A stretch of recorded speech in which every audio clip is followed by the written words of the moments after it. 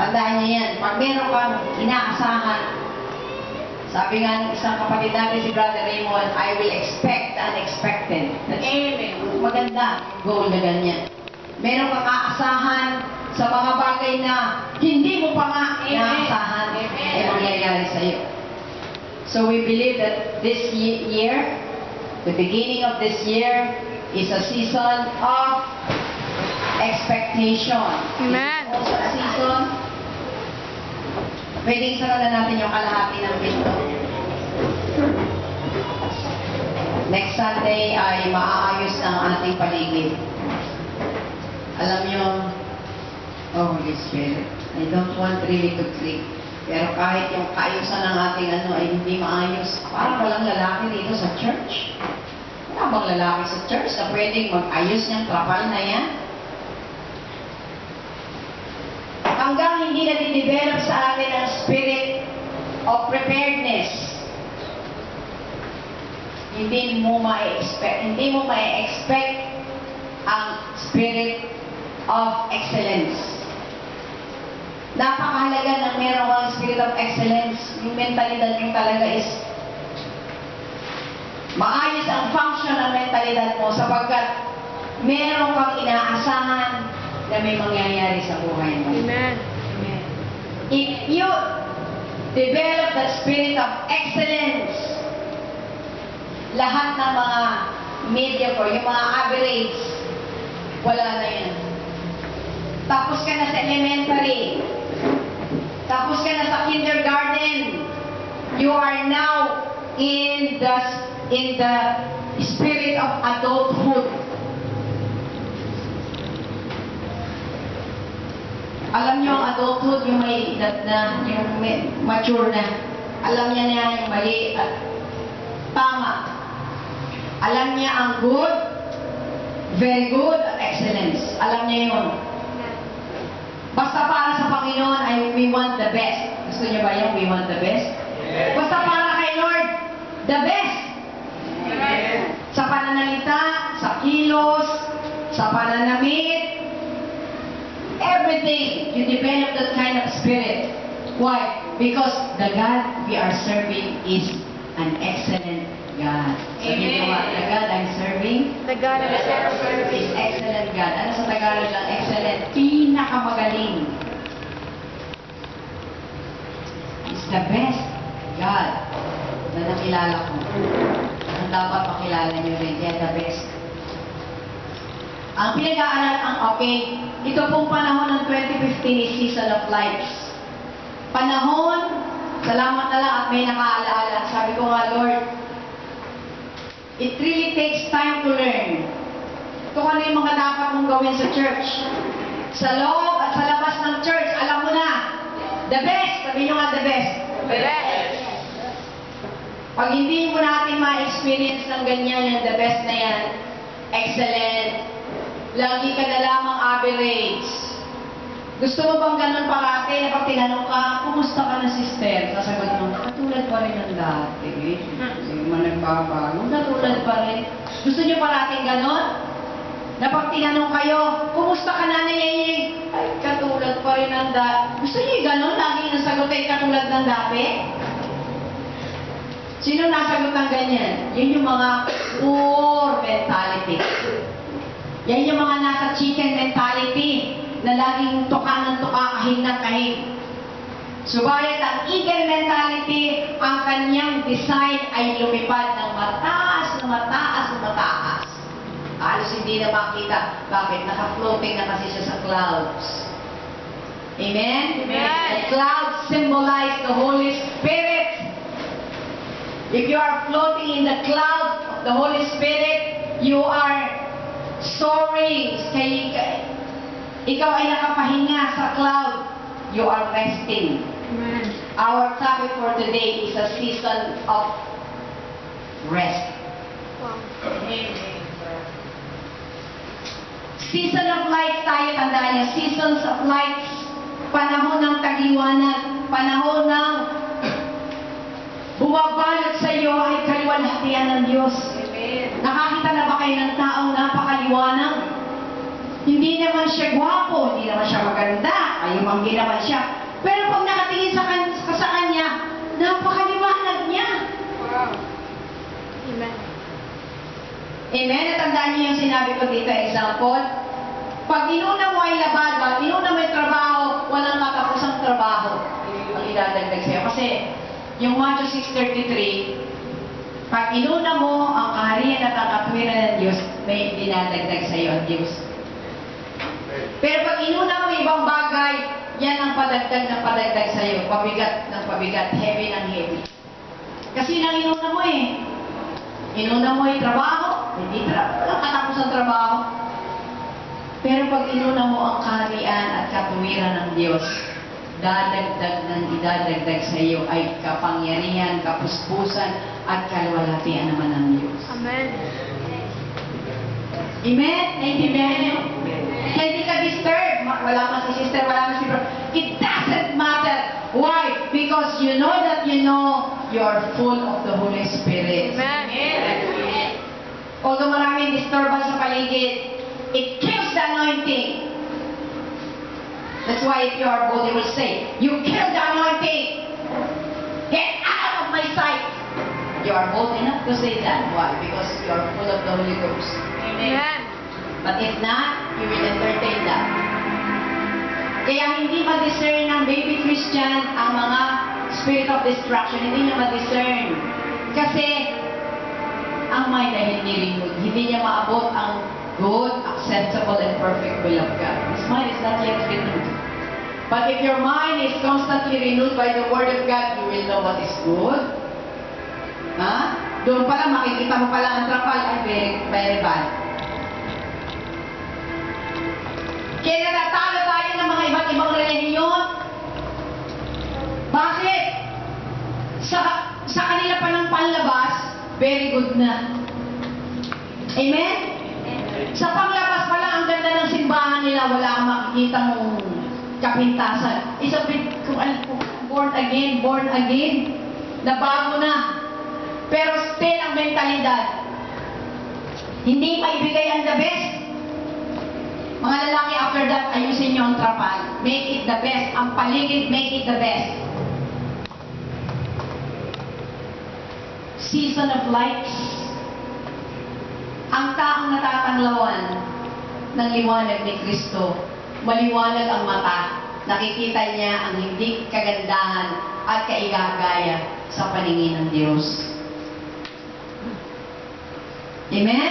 Amen. Ang sabi nga ni Jesus, the eye, kung ang iyong mata ay naliliwanagan, ang buong mong katawan ay natatanglawan. Amen. Sabi ni Jesus yan, Amen. nagsisimula sa mata. So if your eyes are bountiful, full of God's presence, you can see everything is bright Amen. and beautiful. Pag may nakita kang pangit, pinifix yan kasi hindi yan maganda sa paningin ng Diyos. Amen? Amen. Kita mo agad. Malikabok. Minsan sabi ko, Lord, minsan nanonood ako ng video ko. Bakit kaya ako'y gano'n ang ilong? Meron akong preaching na parati akong gumagano ng ilong. Meron namang preaching na hindi. Pansin nyo? Amen. Sabi ko, alam ko na ang dahilan. Maalikabok ang pulpito.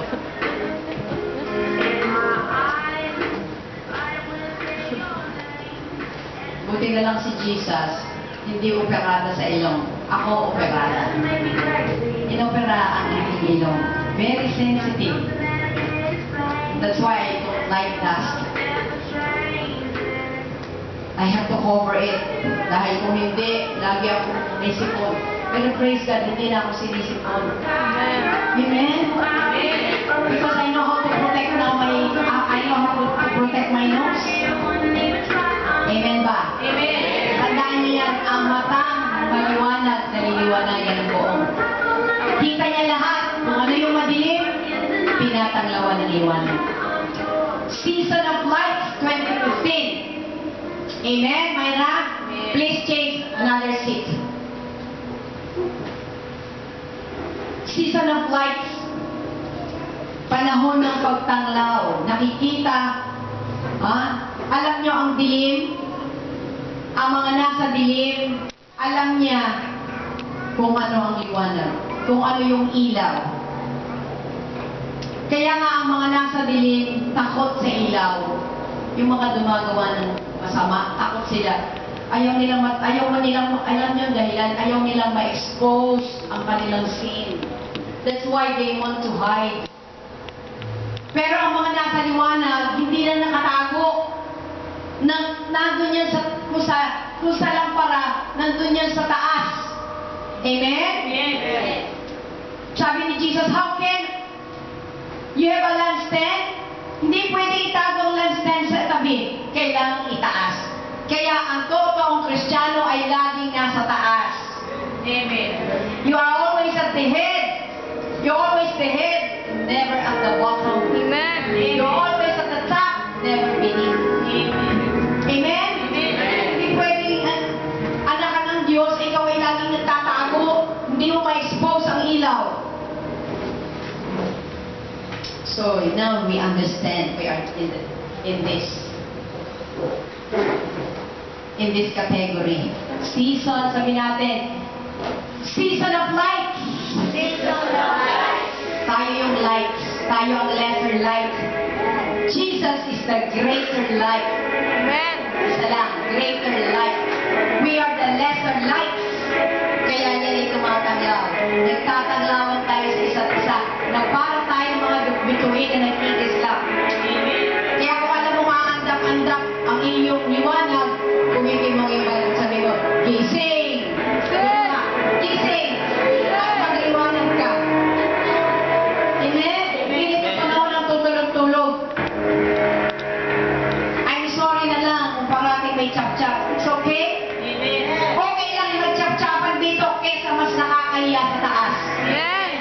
Mapapahiya kapag si Jesus na magsalita. Amen? Mas nakakatakot. Jesus is a very merciful God. Yet, pag panahon na ng judgment, depart from me, I never knew you. Pero kung sabihin kang gano'n, depart from me, hindi kita kilala. Tinanggap mo naman siya. Bakit hindi kanya kilala? Sapagkat nababalot ka pa rin ng dilim. Kanya kilala. Ang kilala lang niya ay ang mga nasa liwanag. Jesus said, I am the light of the world. Those who follow me will no longer walk in the darkness. Kaya nalala ka sa dilim. Dahil susunod ka sa greater light. We are the lesser light. Si Lucifer, gusto niyang pantayan ang greater light. Lesser lang siya. Mababa siya, creation lang siya. Amen? So naunawaan natin that is part 1. And we are excited. Lord, what is the next? And the next is, let's talk about the life of Noah. Tandaan ninyo, pagpasok ng New Year, ang message ng Lord sa atin ng prayer meeting pa lang, in the beginning, God. Genesis chapter 1 verse 1. Parating ang simula ay Diyos. Babalik ka sa owner's manual. Yung may-ari ng buhay mo, yung gumawa ng iyong puso, bituka, bato, lahat ng nasa kaloob-looban ng katawan mo, God is the maker.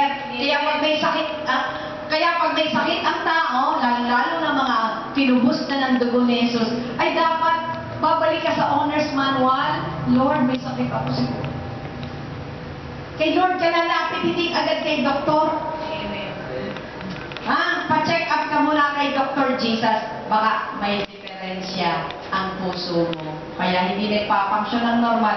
Kasi ang dami mong kagalit. Ang dami mong katampuhan sa church. Kahit sa bar.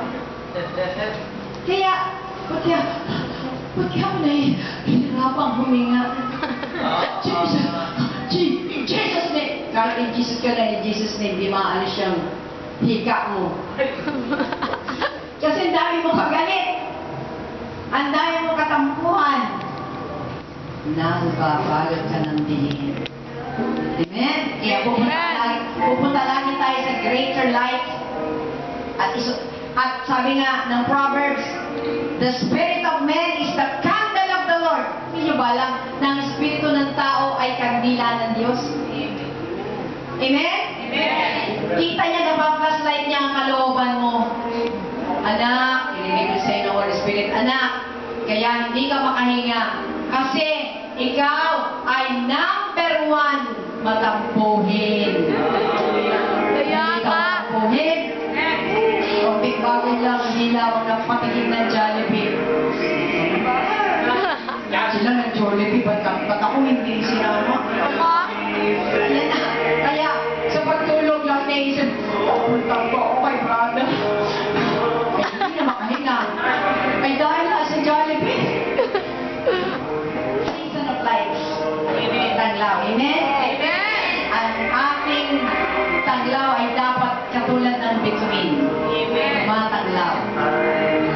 Sabihin nyo nga ako'y bituin. Ako'y bituin. Na tumataglaw sa kadiliman. Tumatanglaw sa kadiliman. Hallelujah. Ang mensahe naman ng Panginoon ngayon ay napakaganda. Ay, grabe. Wow. Ay, are you excited? Amen. Amen. Binasa natin kanina ang sabi doon kay Noah. Noah, sa Genesis chapter 6, ang mundo'y nababalot na naman ng dilim.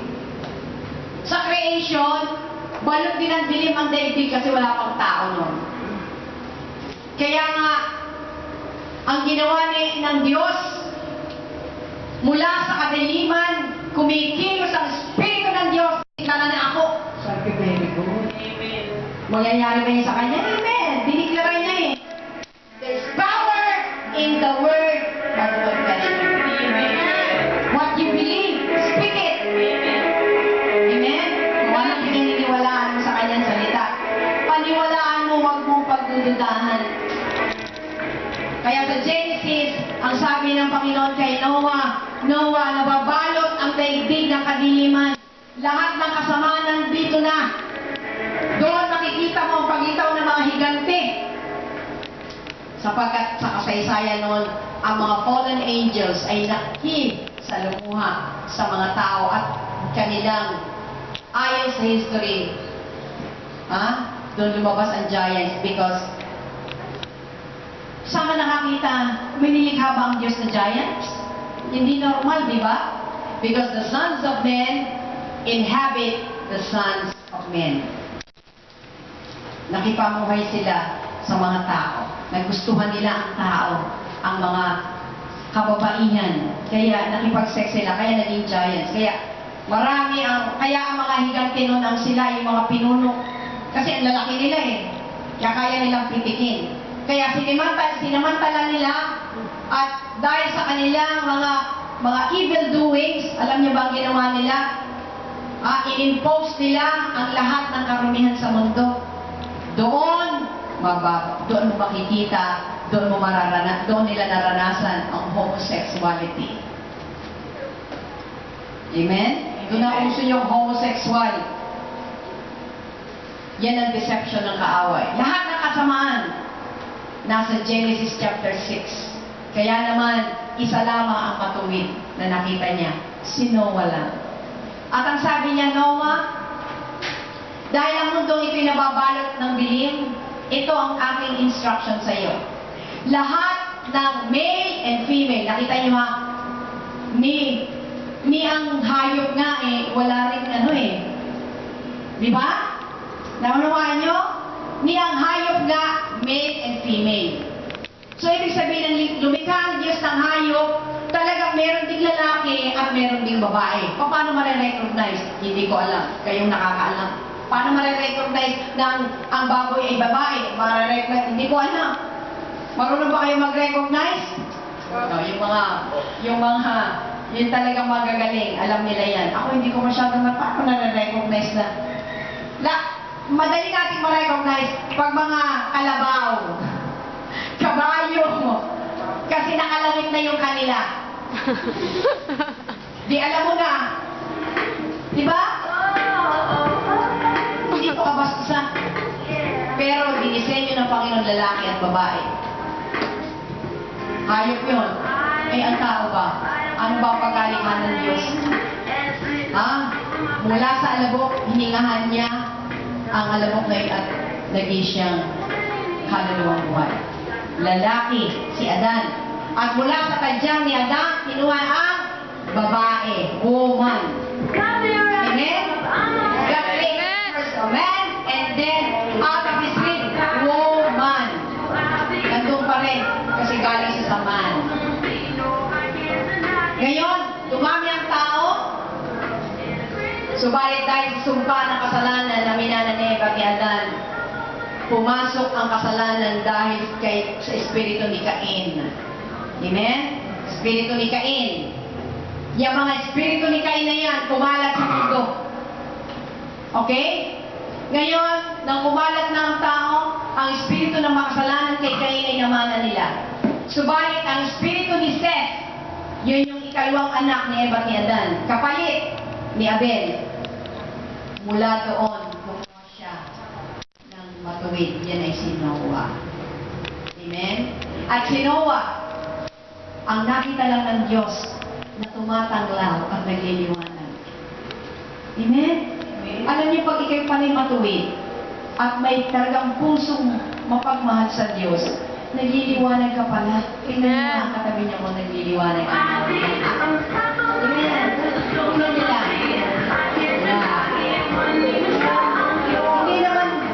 Hindi naman katangusan ng ilong, pero ang ganda sa sister. Hindi naman kagandahan, pero bakit ang ganda mo? Amen? Do you know why?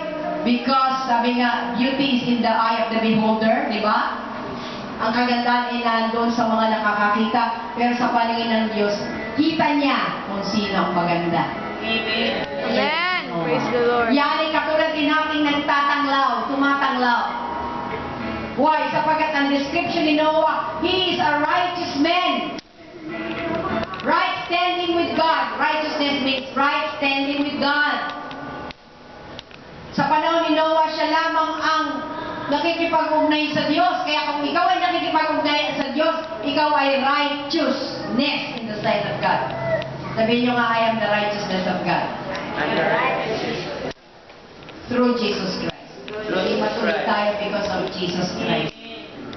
Hindi sa ating katwiran, kundi sa katwiran ni Jesus Cristo na iniimpute sa atin. At dahil doon, nakita natin na pag ang Diyos ay may programa sa mundong ito, isineseparate niya ang matuwid. Kaya sabi niya, Noah, gumawa ka ng arko. Gumawa ka ng arko. At sa paggawa mo ng arko, ipangaral mo sa lahat ng tao, lalong-lalo na sa pamilya mo, ang totoong pagsisisi. Kaya doon pumasok na naman ang pagsisisi. Ang pagsisisi. Kay Adan, hindi siya nagsisi. Kaya eto na naman, meron na namang kasalanan at meron na namang curse na darating sa daigdig sa panahon ni Noah. Kailangan ang preaching ng repentance. Amen? At ang sabi niya, lahat ng babae at lalaki na mga hayop, partner, papasukin sa arko. Lahat ng iyong pamilya, pangaralan mo at pagsabihan mo, pumasok sila sa arko na gagawin mo. And with the help of the family of Noah, they built an ark. Kung hindi siguro naniwala ang kanyang mga anak, walang arkong nagawa. It will took how many years to build that? Pero dahil naniwala ang pamilya, ang asawa, at mga anak ni Noah, pasok sila sa promise fulfillment. Amen. Naniwala ba ang pamilya nyo? Amen. Na si Jesu Cristo talaga ay tagapagligtas? Amen. Naniwala ba ang pamilya nyo na si Jesus ay babalik ulit? Amen. Para kunin niya ang mga tumanggap sa Kanya? Amen. Pasok ka sa promise fulfillment. Wow, glory. Hallelujah. Ngayon, ang bilin na ito ay sinabi ng Diyos kay Noah. At dito tayo papasok sa message. Nung sinabi niya sa Genesis chapter 6, verse 21, also, sabihin niyo nga also, take with you every sort of food that is eaten, and you shall collect and store it up. It shall serve as a food for you and for them. Noah did this. He did all that God commanded him. Yan ang maganda sa anak ng Diyos. Yan ang maganda na sa harap ng Diyos ay marunong kang sumunod sa bawat utos ng Diyos. Anong utos ng Diyos? Maliban doon sa pakaralan ng pamilya niya, maliban doon sa partnership, babae, lalaki, mga hayop, insekto man yan, lahat ng yan, pagyari ng arko, papasok yan.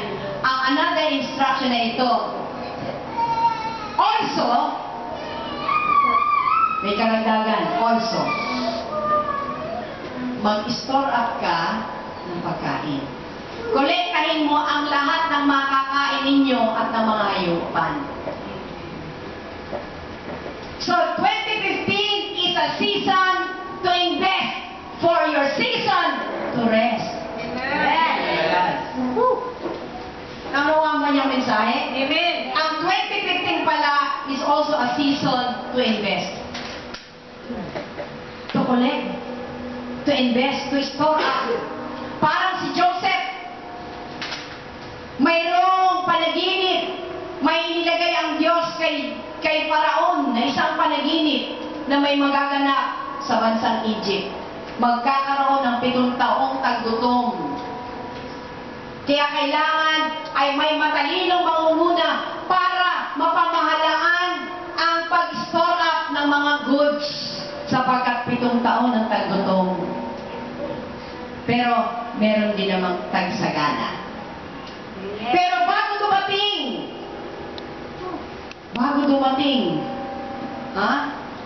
ang taggutom na yan, kinakailangan mo muna ang katalinuhan. Abay, mag-invest ka muna. Amen? Magkaroon ka muna ng storing up. Sapagkat ano ang iyong kakainin sa panahon ng taggutom kung wala kang ini-store up? Sabi nga ng kapatid ko parati, always save money for the rainy day. Alam niyo ba yun? Save money for the rainy day. Ibig sabihin nun, pag dumating ang tag-ulan o problema o krisis, ay may naisubi ka na. Amen ba? Amen. So, ito ang pangaral sa atin ng Diyos sa Agape Family. Ito ang kukumplituhan ng promise fulfillment. Pangako. Pero kailangan maging katulad tayo ni Noah. Na masunod, sabi dito, and God and Moses did all. Sabihin nyo nga, he did all. Ginawa niya lahat ng utos. Pinakahuling utos niya mag-store up. Yung pangaral sa pamilya, pagbibuild ng ark, pagkatapos pagyari na, papasukin na yung mga pares-pares na mga hayop o insekto. Kailangan mo na mag-store up. Bakit? Sapagkat papasok sila sa arko. Yun ang magiging mundo nila. Amen? Amen. Yun ang magiging daigdig nila. Hindi nila alam kung hanggang kailan uulan. Hindi pa nga nangyayari at nagaganap ang tag-ulan. Hindi pa nga alam nila kung ano yung ulan. Pero yun ay bili ng Diyos. Ang Diyos marami laging bilin. Marami siyang instruction sa atin. Pero ang kailangan lang natin, sumunod. Amen. Sometimes mahirap sumunod sapagkat ang tao ay mahilig mga tuwiran. Ay, pastor, meron ba kayo sa pamilya niyong isang salita pa lamang ay 5 na ang sagot? Sa inyong pamilya may ganyan? Sa Agape Family, ang daming ganyan. Ay, grabe. Sa Agape Family, may ganyan din ba? Ay, oo. Sabi ko, Lord, salamat at buhay pa ang pastora. Magna-19th year anniversary na ang ating church. 19th year of pastoring. Amen. Birain mo hanggang ngayon, itim pa rin ang buhok ng pastora niya. Di ba? Amen. Wow. Ganda. Itim pa rin ang buhok ni pastora. Ibig sabihin nun, glory to God. Amen. Holy Spirit, thank you for your grace. Without the grace of God, without worship, without the Word, without faith declaration, I will be like my classmates. Ay, my God, nag-reunion kami. Oh, ito ba yung kaklase ko? Kaklase ko ito. Kaklase ko pala ito. Ay, hindi ko na makilala. Ay, para ng lolo at lola.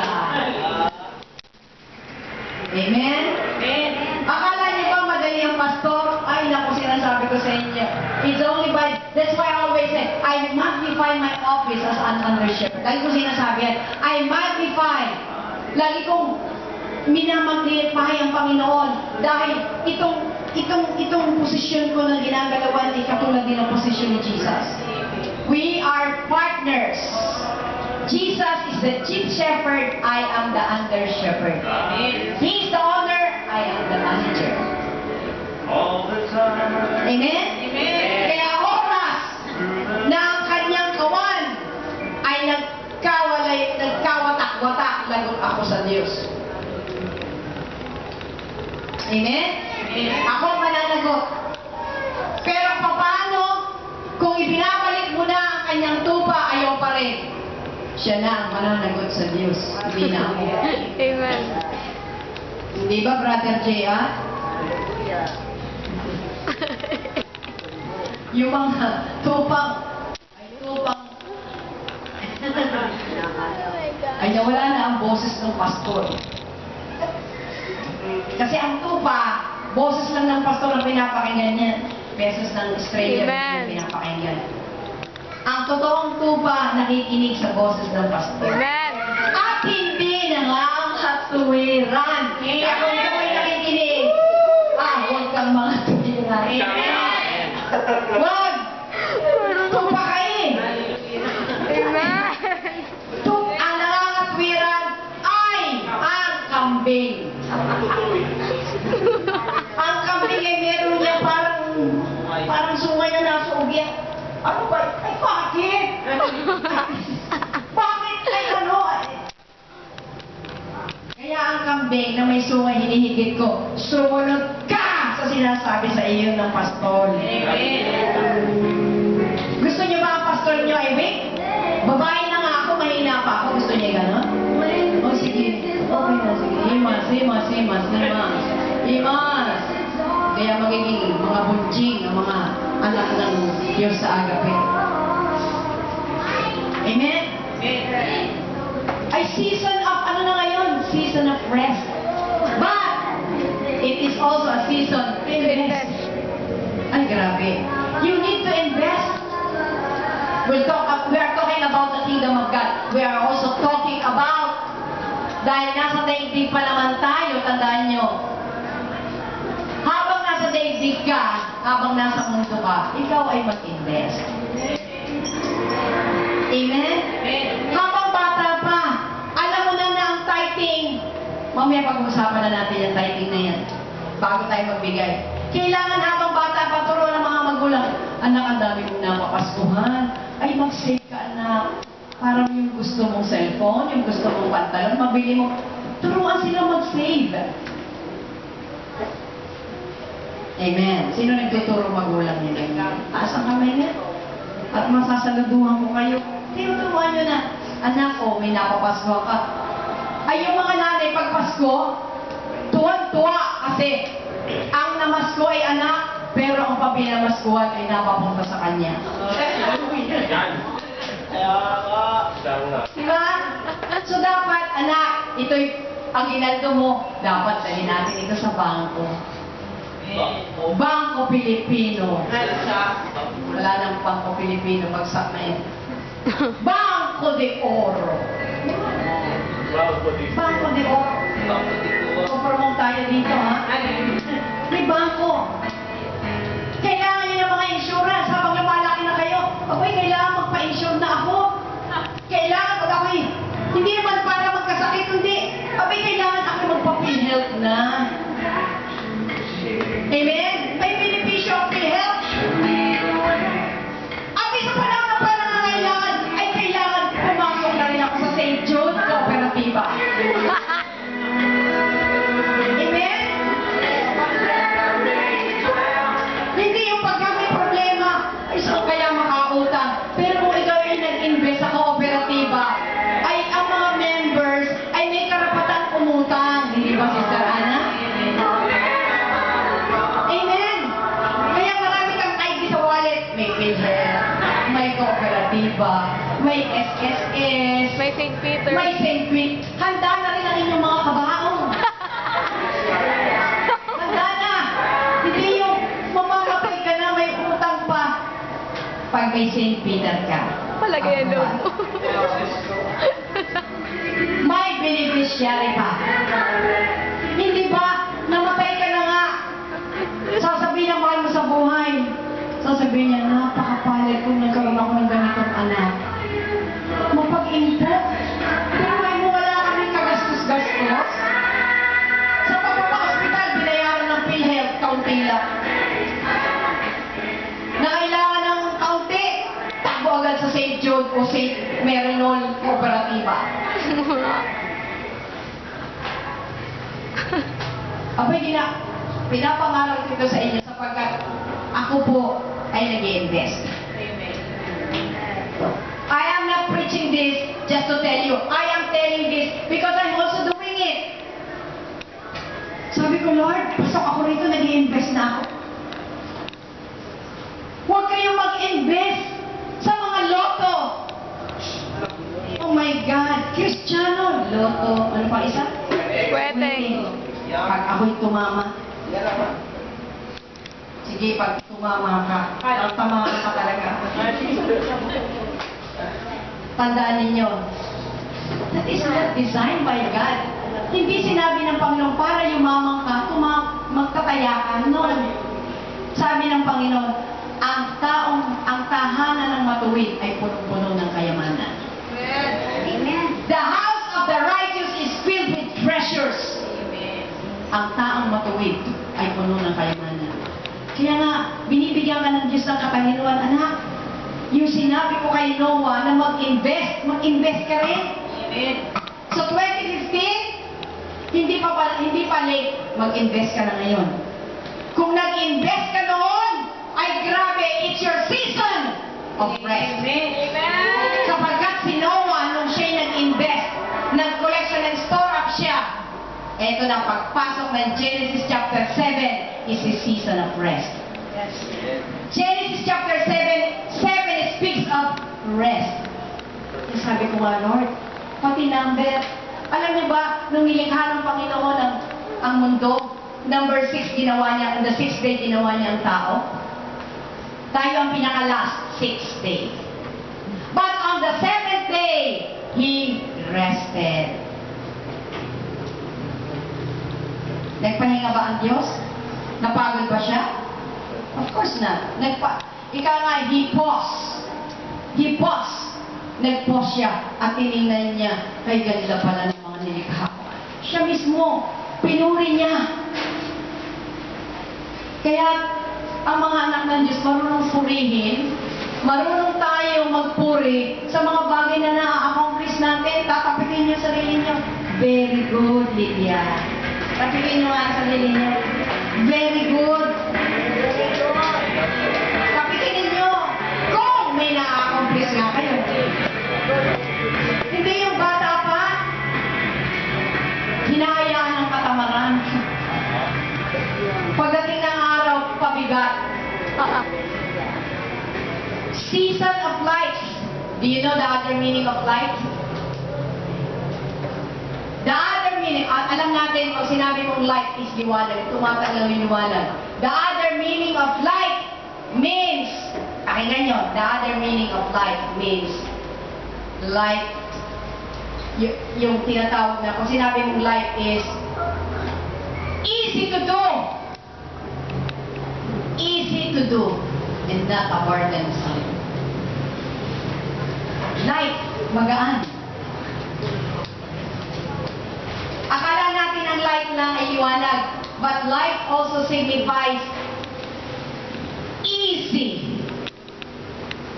No more burden. Meron mang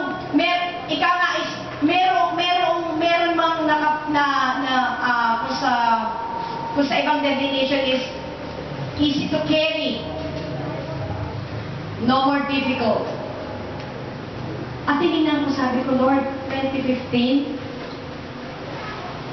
ano ba ang significant ng 15? I look on the Google. Sino sa inyo ang marunong gumamit ng computer? Amen. Tinignan ko sa Google. At alam niyo, sabi ko, Lord, talagang pasok na pasok kami. 15 symbolize In the Bible, 15 signifies rest. My God. So this is your season to rest. Tingnan natin kung ano nangyari kay Noah. Si Noah, nung magkaanak siya, nung magkaroon ng anak ang asawa niya, siya ay 500 years old. Meron mo 500 years old nung siya ay nagkaanak, nung siya ay nagkaroon ng anak, si Shem, si Ham, at si Japhet. Pero pagdating ng Genesis chapter 7, siya po ay 600 years nang pumasok na siya sa arko. 600 years. At sa 600 years na yon, sabi ng Genesis chapter 7, verse 24. Sabi nga sa 23, 24, God destroyed every living thing, lahat ng mga nabubuhay sa mundo, nang pumasok na sila sa arko, at nagpasimula ng umulan ng 40 days and 40 nights. Si Noah na lamang ang buhay at ang kanyang mga kasama. Ilan lahat sila? 8. Sila lamang ang buhay. Sa 24 ng Genesis chapter 7 verse 24, and the waters prevailed mightily upon the earth or land 150 days.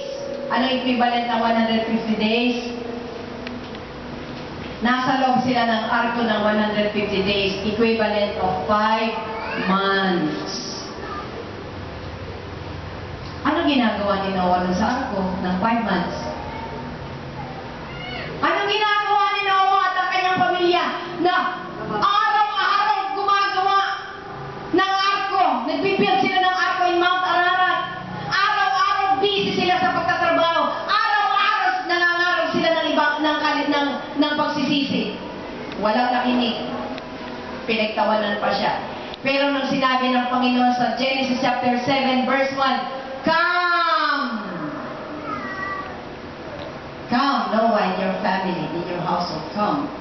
Enter into the ark.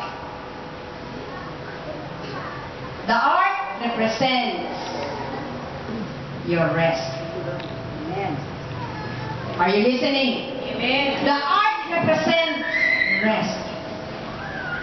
Are you getting the message of God? The ark symbolizes the Lord Jesus Christ in our days. Amen. The moment you enter into a relationship with Jesus, Jesus said, Come to me, those who are weary, heavy laden, yung maraming bigat, maraming problema, come to me, Matthew 11:28, and I will give you rest. Tayo natin tumayo. Did you understand the message of God? 2015 is a season of rest. Oh my God. Sa haba ng taon at tagal ng paglilingkod ng Panginoon, ng paglilingkod natin sa Diyos, 2015 naman pala is season of my rest. Amen? Why? Nag-invest na tayo. Amen. Marami na tayong investment, pero yung magsisimula pa lang, ay antayin nyo, yun yung rest. Yung nagpapasimula pa lang, ito yung sa atin na pamundo, na ngayon pa lang nag-iipon ng SSS, nag-iipon ng PhilHealth, antayin nyo yung rest nyo, na tapos na kayo sa pagbabayad. And the moment, tapos na, rest. Amen? Pahinga na, wala ka nang iisipin. Meron kang buwang-buwang pensyon. Tingnan nyo si Nanay Yeyeng. Pag ganyan-ganyan, pag ano-gano lang yan, buwang-buwan. May pensyon ka, buwang-buwan, Nanay Yeyeng. Kita nyo? Buwang-buwan, may pensyon niya. Eh, may trabaho si Nanay Yeyeng.